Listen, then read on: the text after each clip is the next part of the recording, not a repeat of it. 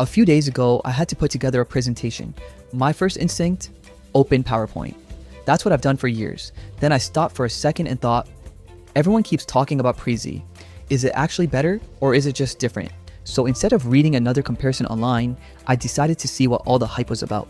The first few minutes were honestly a little confusing. My brain kept looking for slides because that's how most of us have been trained to think. But Prezi doesn't really want you thinking in slides. It wants you thinking about the whole story first, then zooming into different parts as you explain them. Once that clicked, the experience started making a lot more sense. Here's the part that surprised me. I spent less time worrying about animations and transitions and more time thinking about how my ideas connected together. That's something I wasn't expecting. Instead of asking, what goes on the next slide?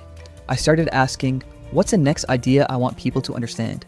It's a small shift, but it completely changes the way you build a presentation. Now, does that mean PowerPoint is suddenly outdated? I don't think so. If your job is creating reports, business meetings, financial presentations, or documents that everyone in the office already uses, PowerPoint is still incredibly hard to beat. It's familiar, reliable, and almost everyone knows how to use it. That's a huge advantage. But if you're pitching a startup, teaching a class, presenting to clients, or trying to keep an audience engaged for more than a few minutes, Prezi definitely feels more dynamic. The movement between ideas makes presentations feel less like flipping through a stack of slides and more like telling a story. One thing I would say though, don't expect Prezi to make a boring presentation interesting.